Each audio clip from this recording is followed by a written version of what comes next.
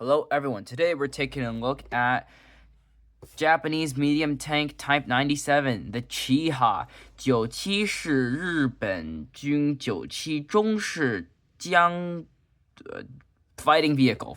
Anyways, this thing is from Tamiya. It is 1/35th scale. You get some history for the thing here, and then here's the other tanks Tamiya has available. And this is the imported one to the United States. So let's open this up and take a look. So because it's an import version, the instructions are in English. So you get some more detailed history about the Chiha and whatever history. It's a very nice poster, honestly. It shows you like the history for the tank and also some organization of how the tank was built. So let's take a look at the instructions. So here are our sprues, and then instructions go here. So first you install the sprocket, the wheel, and the bogies. Then they all go onto the lower hull, including the suspension systems. The wheels go on, including the return rollers. Then the top of the hull is built, including the armor plate, tools, and back hatches.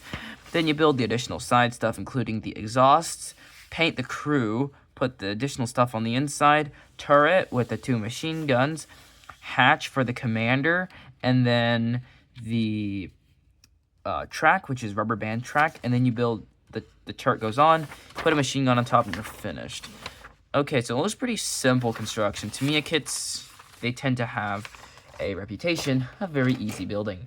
So let's take a look at what we have here. So you have the upper and the lower hull. They fit together remarkably well. They have very good rivet details on there and will look very good with some dry brushing. They have some decently nice panel lines, although some details are a little bit overscaled, including just like the hatches over here. In general, however, it looks very nice. The rivets are definitely the highlight of this piece, and that looks very good. So that's the upper hull. Here we have the track. The track is standard Tamiya rubber track, and you'll simply assemble it just by putting this in here and then melting the ends together. Okay, so next we have the turret. The turret is kind of weirdly shaped because it has the machine gun in the back. I guess the Chiha just has like a rear machine gun for rear defense. I guess that works. Again, very good detail with the rivets on here. So let's take a look at our parts. First sprue, C sprue. C sprue has the forward mantle plate, side fairings that have additional good rivets on them. You have more fairings, some tools, the hatch for the commander, the base turret, the radio ring around the turret. This is the manlet plate, and then the little spot where you put the commander figurine actually on there. And then you have the additional tools, ammo boxes, and crates for the crew. And then you have some additional small parts over here. Okay, that's pretty nice. Put that back in there. Here are the additional parts. So here is the A sprue. The A sprue has all the wheels and the sprockets. There's a very little bit of flash on this, but it wouldn't be too difficult to clean up. Wheels themselves have decent detail, and they also have the fasteners where you just put the wheels on the axles, which is pretty nice. Unfortunately, this is not a motorized model. Here you have your poly caps. This is the stuff that allows your parts to rotate, and they're tooled very nicely. I guess this is just to let the wheels turn when you're building the track. So this is the B sprue.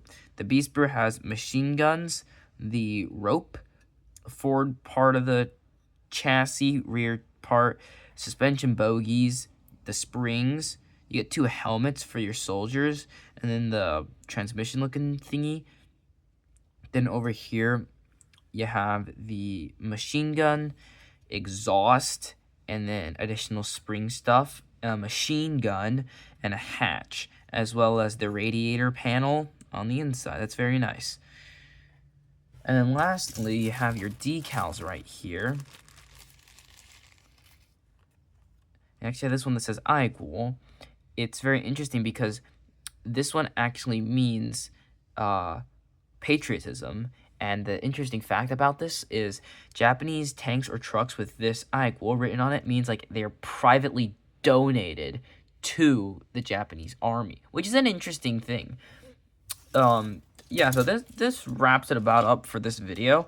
Overall, I think this is a very interesting kit, mostly down to very nice rivets. Like, Tamiya that has very, very good rivets, and that's something that this kit does and reflects very well.